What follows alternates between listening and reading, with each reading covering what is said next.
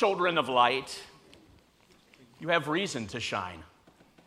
Christ is your light, and while he tarries, you are the light of the world. Children of light, you were made to shine, made and remade in the image of God, made to reflect the light of the burning sun, made to receive light and to give it off. Children of light, you'd better shine, for the Son of Righteousness comes, looking for light, looking for your light on that great day of the Lord. We continue together during these final 3 weeks of the Christian year to make our way through the 25th chapter of the Gospel of Matthew, through these 3 parables which Jesus tells and which the early Christian community in their time of spiritual crisis prized so highly. These stories that speak about our task, our attitude, our behavior as faithful ones who live in the face of the delay of the parousia, that long span of time between Christ's first coming on the day of resurrection and his last coming, his final coming at the end of days. As we noticed last week, these parables seek to answer a single question: what ought faithful folk and prayerful people to do in this season of waiting? Now, last week's answer, as you may remember, an answer based on the parable of the 10 bridesmaids, was to stay awake, to be alert, to be prepared, to be ready when our time comes, when it's time for us to shine our lights in the direction of God's reign and realm and rule, that moment when the night comes to an end and daylight draws near. Today, though, through the parable of the talents, we learn that we are called to stay ready as we wait for Christ's return, for that day of reckoning, which will most certainly come when the master returns and asks the servants for an accounting of the funds left in their hands, the tasks assigned to them, assigned to us. For that day certainly will come, the Apostle Paul writes in his 1 Thessalonians letter, will come like a thief in the night, like a newborn baby arriving at the end of a long period of preparation and pregnancy. It was 34 years ago, in fact, earlier this month, that our first child, Sarah, was born, following 3 years of courtship, 4 years of marriage, and 9 months of pregnancy. Even more than that, it was after 7.5 months of Diane's pregnancy, the last 6 weeks she spent resting in bed due to a condition called preeclampsia. It was during that time that Diane found her pregnancy interrupted by a rush of amniotic fluid while standing at a fast food restaurant in St. Clairsville, Ohio. No, I asked Anna Mae Bonnet, a member of the congregation at the time, a friend of ours, a nurse, after we had left the restaurant and driven 13 miles in the wrong direction, that is to say, 13 miles back toward home. What do you know? I asked her about water breaking.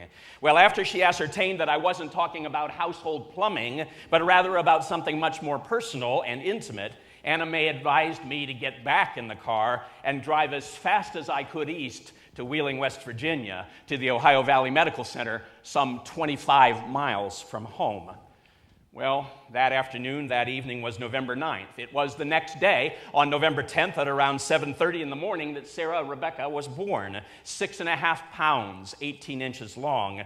And though we had for many months prayed for and hoped for and waited for and prepared for and anticipated her arrival, still we were surprised when she came, surprised by her presence, surprised again and again by how much she changed our lives, how much she continues to change our lives, how children and grandchildren change the lives of parents and grandparents who receive them, who welcome them home.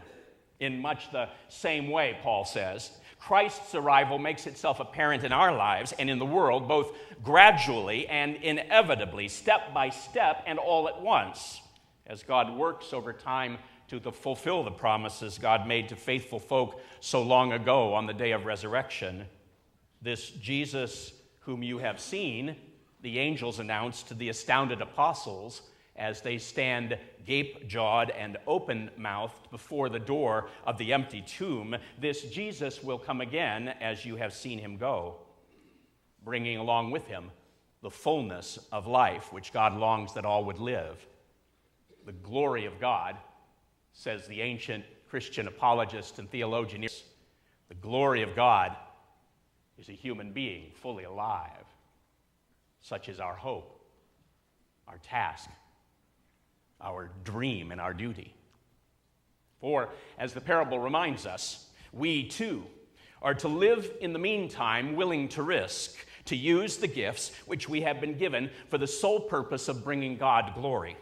A master, before going away on a long journey, leaves 3 slaves in charge of all his wealth, dividing up among them in portions, each one receiving an amount commensurate to that one's abilities. To one he gave 5 talents, to another 2, to another 1. Now a talent is an unimaginably large amount of money, the largest known unit of money in the ancient world. James Howell suggests that when we read the word talent, we think of a trillion, which is a 1 followed by 15 zeros. That's a number that means nothing to me, frankly, except that it's a heck of a lot of money. In the aftermath of the events of September 11th some years ago, when a bounty of $25 million was placed on the head of Osama bin Laden, Afghan peasants, when asked what they would do with that money, said, "I'll buy a new horse cart," or "I'll have enough food for a year." They had no idea how much $25 million was. All they knew was that it was a lot of money. A talent, a trillion. The master gives one slave $5 trillion, or 5 buckets of gold, or 5 years' worth of severance pay, or 5 mega lottery tickets. You get the idea. One gets 5, one gets 2, and the other gets 1. The first 2 slaves go to work, investing their bonanzas, risking the loss of the fortune in the expectation that they might gain something more to present to the master when the master returns. 5 talents from the 5-talent slave, 2 from the second. But slave, the one who claims to know the master so well, the one who ignores the graciousness of the gift and goes beneath it to the assumed motivation of the giver, the third slave takes that $1 trillion windfall and hides it in the ground. A pretty reasonable thing to do, don't you think? He buries that money deep in a hole to keep it warm and safe and dry, all ready for the master's eventual return, all ready to be represented to the one to whom all such wealth truly belongs. Only the master, who had highly prized the first 2 servants, "Well done, good and trustworthy slave. Enter into the joy of your master." The master condemns the non-risk-taking attitudes of the 1 talent. "You wicked and lazy slave," the master exclaims. "You knew, did you, that I reap where I don't sow and gather where I don't winnow? Take the talent from him and give it to the one with 10 talents. And as for this worthless slave, throw him into the outer darkness. No joy of the master for this one, no words of praise, no assignments for greater glory, only weeping and gnashing of teeth." Now, it might be appropriate and apt for us, as we consider the import of this story this morning, to focus our attention on the staggering sum of money bestowed on each of the slaves. More money than any could count, equivalent, spiritually speaking, to the gift which God gives us through Jesus Christ. God so loved the world. So goes that most famous verse in the Gospel of John in the 3rd chapter. God so loved the world, the cosmos, that God gave the only Son of God, so that whoever believes in that Son of God may not perish, but everlasting life, life that is full, abundant, free, new, more life than any one of us can count. Such is the magnitude of the gift which God has given to us, not in order that we might bury it in the ground and hide it away, but so that we might lift it up, lift it out, live it out for all the world to see. Maybe Jason Biasi, an observer of the contemporary church, writes, maybe that's a description of the church at its worst. Most mainline churches have struggled for decades with the loss of millions of members. Are we like the man sitting over the talent dug into the ground, keeping it safe, not risking, not gaining?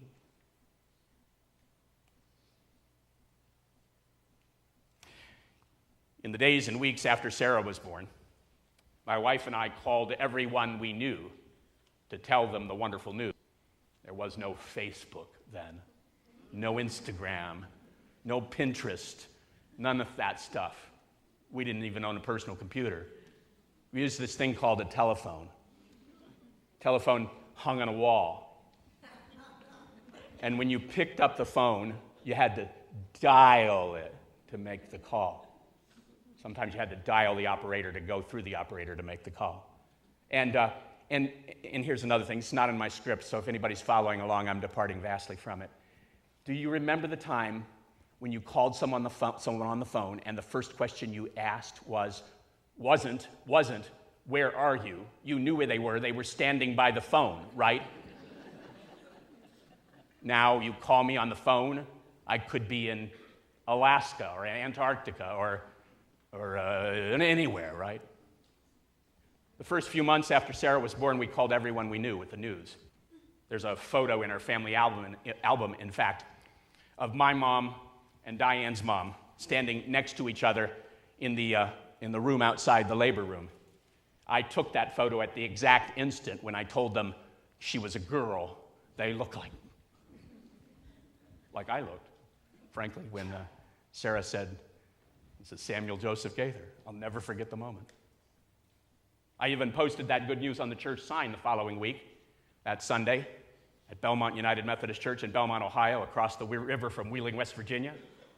And we sang together in church that morning the second verse of Bill and Gloria Gaither's great Easter hymn, "With heightened joy. How sweet to hold a newborn baby and feel the joy and pride she gives, but greater still the calm assurance this child can face uncertain days because Christ lives. Because he lives, we can face tomorrow. Because he lives, all fear is gone, because we know who holds the future. And life is